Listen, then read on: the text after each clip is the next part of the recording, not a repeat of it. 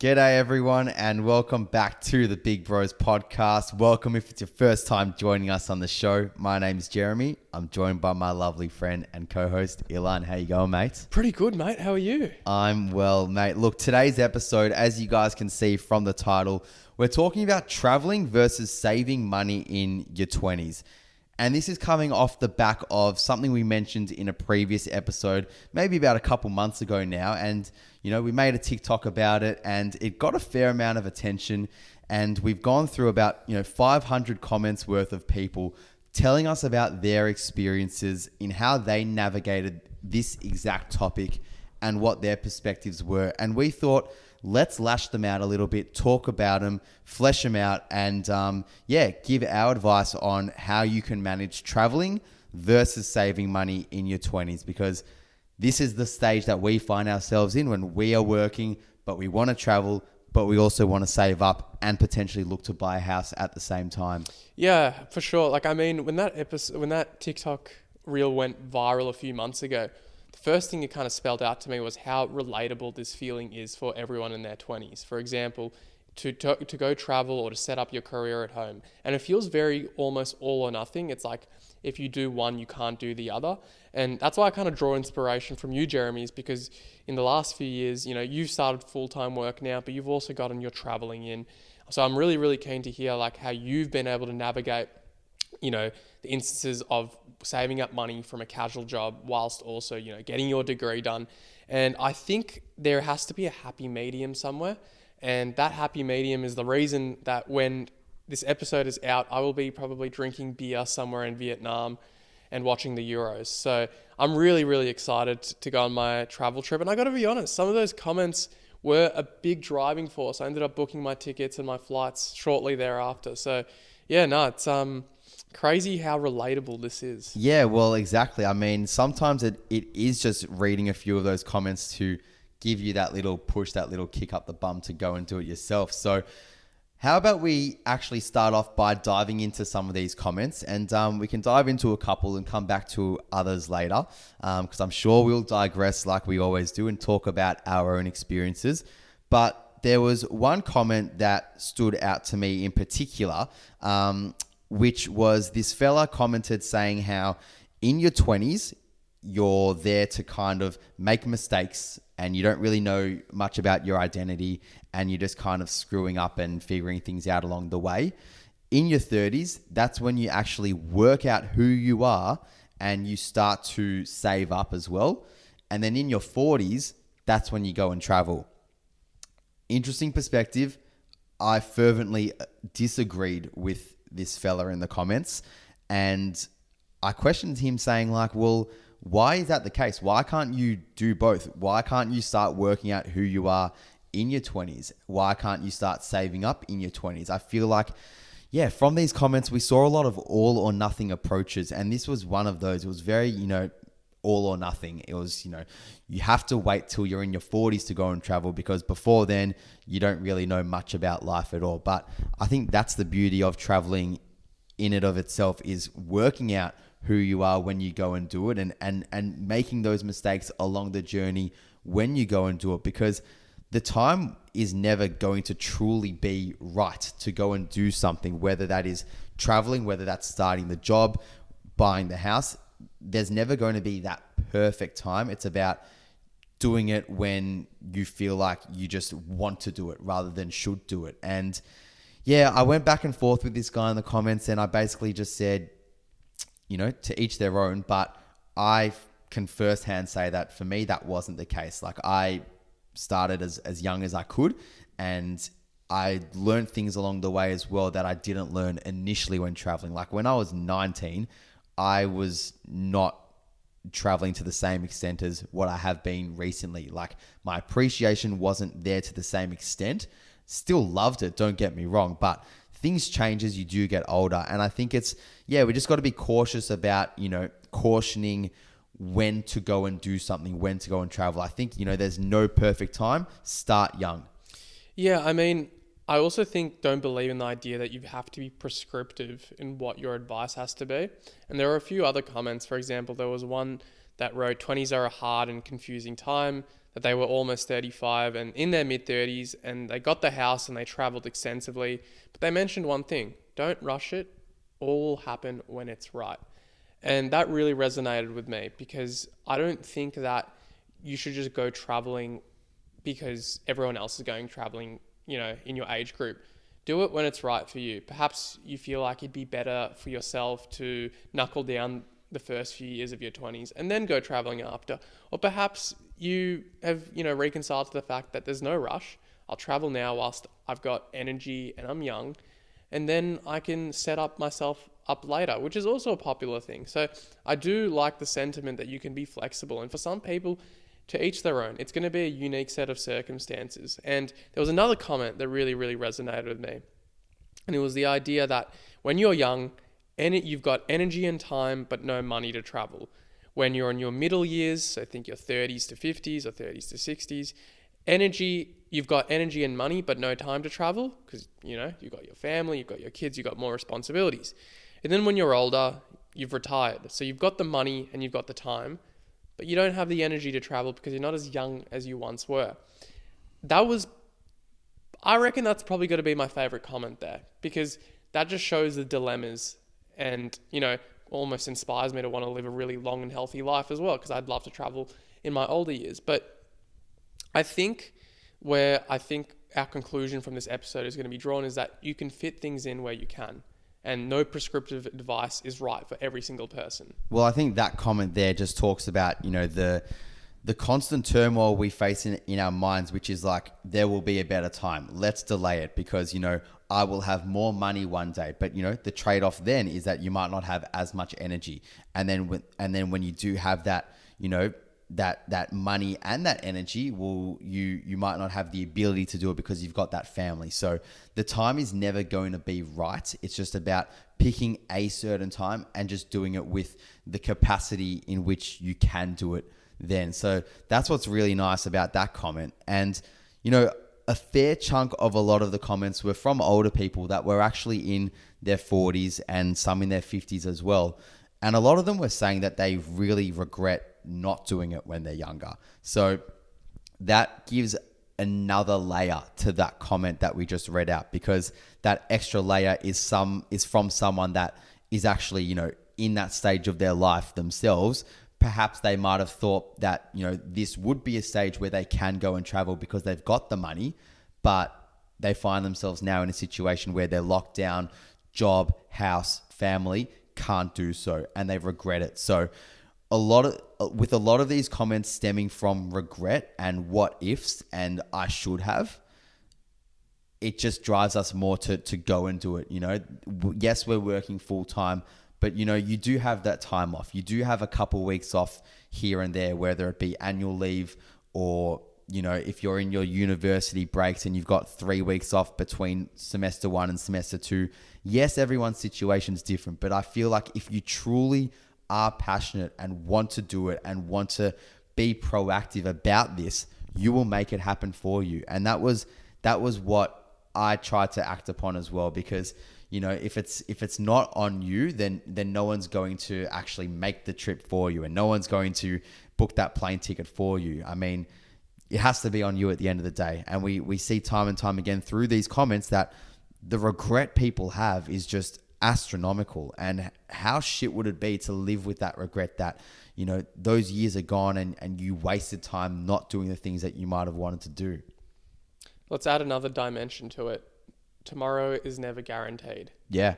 So I think that's been also a massive driving force for me, is because you just don't know what life has in store for you. So if you have the means to do the things you want to do, don't waste time with it. Go and do it, because one day you might wake up and it might be your time to leave this earth, as tragic and grim as that sounds. Oh, yeah. But reminding yourself of that can be so helpful. Oh. It makes you not sleepwalk through life. It tells you, hey, we've got to take action in this moment in time. It makes you feel compelled to do it. And I think that's been a massive thing for me as well. And it's also, for me, it's a massive motivator that perhaps I can do both. Like, what's stopping me from doing both? Sure, when I've got a family, I won't be able to do the same traveling I'm doing now, but I'll still be able to find ways to, travel with family when I'm older. It'll just be a different traveling to maybe what I'm experiencing now. But on this topic anyway, Jeremy, how did you navigate, I guess, the years from, I'm not going to even include your gap year, albeit it's probably important because it would have been a long year away, but I'd say like being in uni, having those breaks, still working, being on placement, but still finding the time to go to Morocco and ride camels. Yeah, well, I mean, gap year is a little bit easier to talk about, like you mentioned, because that was set in stone without any responsibilities. I was 19, I'd finished school, deferred uni. So then, okay, I'm deferring for a purpose, and that is to go and travel. So let's focus on the years later than that, because the years after that is when you've got more responsibilities around you. Now, I want to preface that, firstly, very fortunate been living at home. So when you're living at home, I don't have to pay rent, which is great. There are expenses that I do still obviously have to pay for, but it's not to the extent of, paying for a mortgage or paying for rent. So very fortunate and lucky in that position. But with all my travels, it has always been, with my own money. That has come from a very young age. And that has started from working as a 15-year-old, chipping away at jobs, sometimes 2-3 jobs at a time. As what was your first job? Working in a chicken shop, mate. So working in a chicken shop and grinding that after school hours, 3 times a week at least, from the ages of 15 to 18, continuing that whilst in school as a 18-year-old in VCE. So never slowed down working. And then in the summer, I would always work a summer job as well. So for me, that was always the Australian Open. And then, once that all finished, when I was 18, had my gap year, did a lot of traveling then, and then started uni, 19, 20, into uni. Still working whilst in uni. I wasn't working in the chicken shop anymore, but I was, started working in a physiotherapy clinic as a receptionist. So started doing that a few times a week, whilst also doing things in the summer as well. So doing a summer job. And then I also started working like as a sports trainer as well. So for a football club, and that started like pretty much first year uni. So I always had at least 2 jobs going at a time, sometimes 3 when it had that holiday period crossover in the summer. And yeah, I always found it manageable. And I think, this is a theme of our podcast, is finding the time to do things and knowing that the work will always get done. And I think having time to work structured into my weeks allowed me to, block out time for work and then block in time for doing my studying, focusing on my friends, focusing on physical fitness. So it wasn't a burden that I was working like 2 jobs at a time, sometimes 3. Still made it work. And just chipping away at, a shift here, a shift there, you start to build up stuff, especially, again, when you're fortunate and living at home in your early 20s. I didn't have to pay that rent. And, the expenses after that, instead of blowing your budget on beers, $200 every weekend, still go out, still have fun, but, be a little bit more mindful and smart about how you choose your money. Rather than having a big blowout every weekend, choose to have your blowout every so often, maybe monthly, maybe, don't go and buy all of those shoes that you first see getting released. Buy stuff that, you do want, but maybe within reason. So I think I was always pretty responsive and reliable with how I spent my money as well, because I knew that traveling was the main purpose and drive as to how I wanted to spend that money, Still bought a car in that time as well with my own money. So it was just a matter of choosing the things that were important to me. And for some people, buying the clothes, buying the shoes, spending $200-$300 every weekend on beers, that might be the important thing for them, and to each their own. But for me, it was traveling. And if we think about structurally how I fit that in once uni came about, I only really had like 3 weeks at a time each year. And I just knew I've got those 3 weeks. I'm spending that 3 weeks outside of Melbourne. So I'm spending that 3 weeks to go and travel, because that's what I've been saving my money up for, and that's what I want to do. And I would therefore, be, again, smart with planning it. I wouldn't I wouldn't just blow my money out on unnecessary things leading up to it. And I think I also wasn't necessarily picking things that needed to be, you needed to have so much money being put towards it. Like you could do affordable trips from a younger age, especially if it's 3 weeks at a time. You're not going to need like 15 or 20 grand that you might need if you're doing like a couple months worth of trips. If it's 3 weeks here and there, you can get away with a pretty bloody good trip for around that 5 grand mark. If you're budgeting well, you're staying maybe in facilities or traveling with friends, and that brings costs down as well. You're maybe doing like hostels or Airbnbs as opposed to 4-star hotels. You're buying food that is relatively inexpensive. You're not blowing budget on like really fancy restaurants. Obviously everything within reason, and you spend according to your budget. But more than anything, it was just about consistency of working, being smart with how I chose my money. And generally I did travel with friends as well. So when you're with a group, that does bring down costs naturally. I really appreciate you kind of sharing that, because I mean, it's great that you were working from a very young age. It's great that you were in a privileged situation where you still got to live at home, but you still worked for your money. You know what I mean? Yeah. Like, it doesn't really matter that you're living at home. Sure, you may have had less expenses, but you still hustled your way to being able to afford these trips. And something that I also think about is that you're right. Traveling doesn't have to be this expensive trip where you stay in 5-star hotels and you fly first class or business class everywhere. Shout out to Sterling who flew business class on Air India to New Delhi. So look, that's how that man does it. But respect regardless, because you travel in the way you want to travel. And I think it's also worth entertaining the thought of certain countries that might be good to travel to when you are in your 20s. So to give a bit of notice, I'm going to Thailand, Laos and Vietnam, and I'm going with a few mates. And that's probably that sort of backpacking style holiday where I'm staying in hostels, traveling around, in a very cheap ways, not staying in anything luxurious, probably going to get my, some of my breakfast and lunch at like the 7-Elevens in, Chiang Mai. But that's part of the experience. And that's what I'm really looking forward to, because truthfully, maybe when I'm older, when I'm in my 30s and I am in my 40s, then I could maybe stay in the 4-star, 5-star hotels and go to more luxurious destinations. It would make more sense because I'll have a full-time job by then, and I'll probably be more responsible with my money because I've got, more things to account for. But I think that's also a really important point is, I guess, for anyone in their 20s who wants to travel, it doesn't necessarily need to be expensive. There was a comment in that TikTok video that said sightseeing is free. To an extent it is, but that person had a point. A lot of things when you go traveling can be quite inexpensive. And I think, for those of us who are living in Australia at the moment, things are expensive here, but doesn't mean that things are expensive everywhere in the world. Like, I went to America in December, really great trip, and I went to Canada as well. I was in New York City. That is probably one of the most expensive cities in the entire world. But now I'm going to Southeast Asia, and luckily it's not going to be as expensive. So the amount of budgeting I would have to do for a trip like the US is very different to the budgeting I would have to do for a trip to Southeast Asia.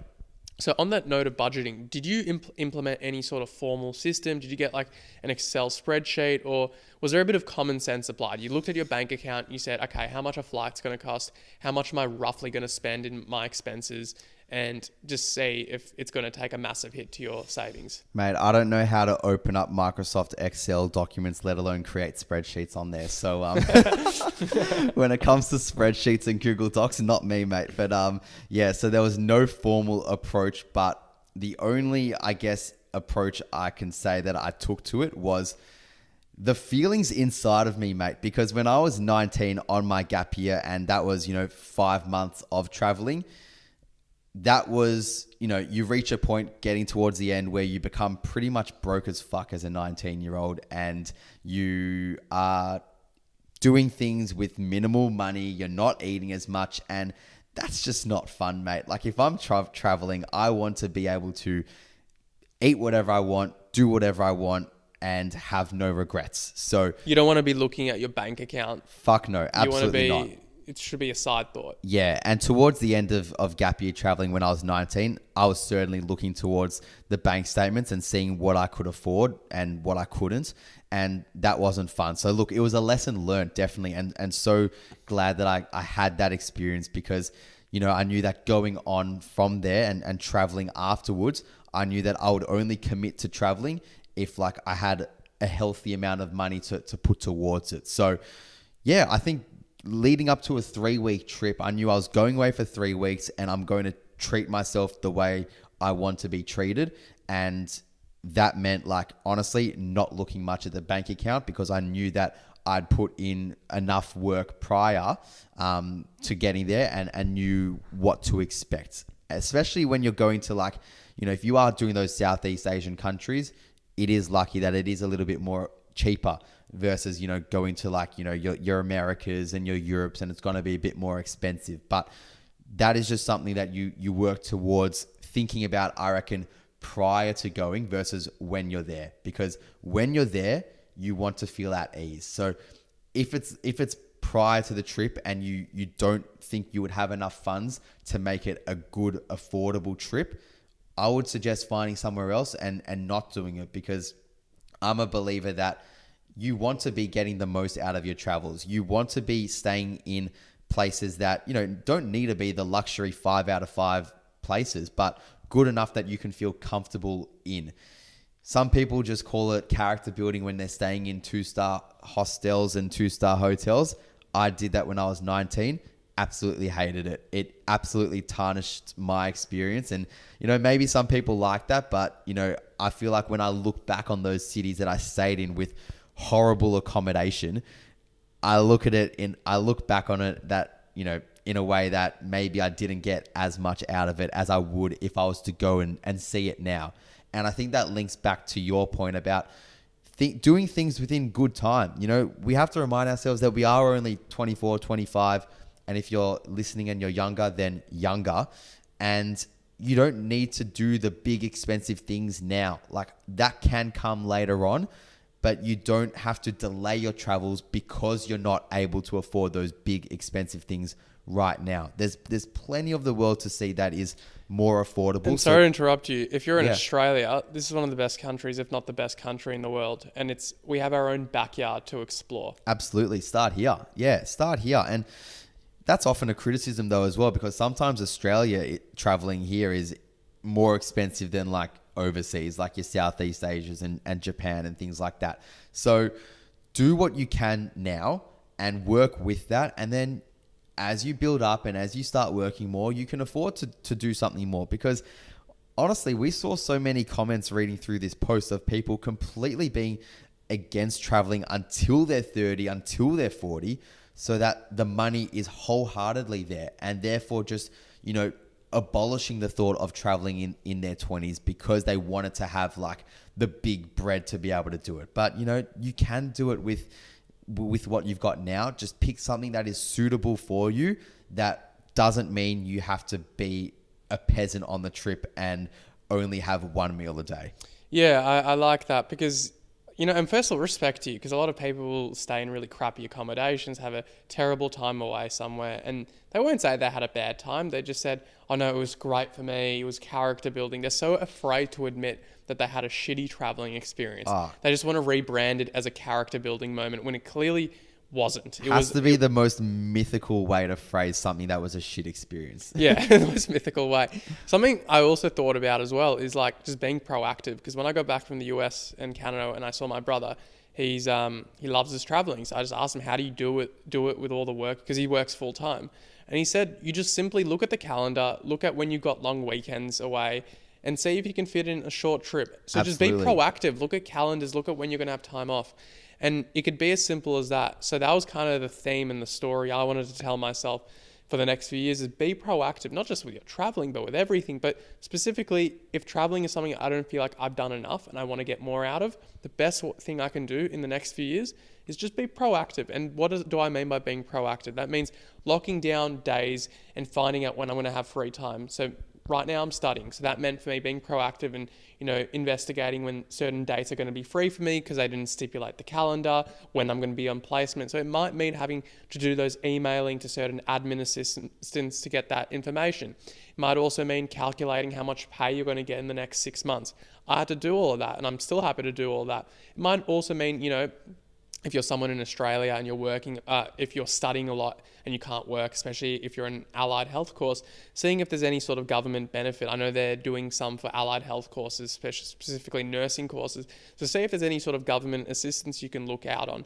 So don't delay those things. Seriously, try and take advantage of the opportunities available to you.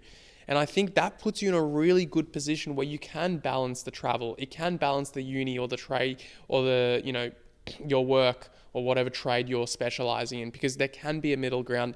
And I think you, Jeremy, are a perfect example of someone who was able to do that and still will continue to do that before they have a family and kids and stay in the Sheraton Mirage and Gold Coast sipping cocktails.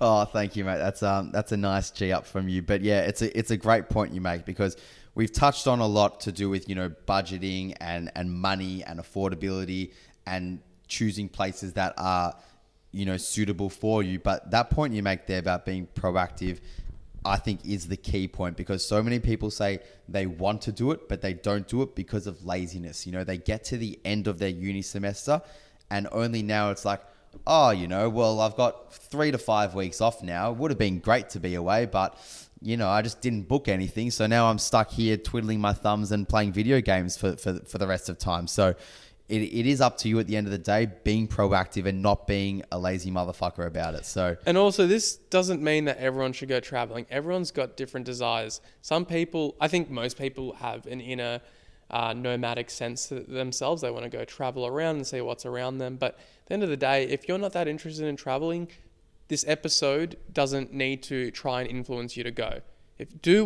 Big theme of the show is do things that you want to do, not because you feel obligated to do them because other people are doing them. Yeah, and I think, this episode is obviously speaking to those of you that do want to travel but are unsure how to go about it in terms of money. So, we hope that just by listening to this, you've picked up on a few pointers, mainly about being proactive, not delaying things, so getting on top of things earlier, and making sure you've been working towards it. So actually getting yourself enough funds to be able to do a certain trip, and then therefore with those funds picking something that is suitable, because you can't always just choose to fly off to Ibiza and party there for 5 nights. Sometimes you might have to choose to go to Burleigh Heads in Gold Coast. So pick something that is affordable and suitable for you, and everything will take its place for you in due course. But happy traveling, everyone. Go out there and do it. And, if you've got some pretty good travel stories, fly through with them and tell us about them, because we'd love to hear it. And hopefully the next episode that comes out after this one will feature me telling some stories about my experiences, and hopefully they won't be the same old, boring experiences everyone has. Maybe I'll have a unique one in there. Keen. So thank you guys for joining us on today's episode. And next week we'll probably hear from Ilan and his experiences. So stay tuned, and happy Tuesday, everyone. Bye.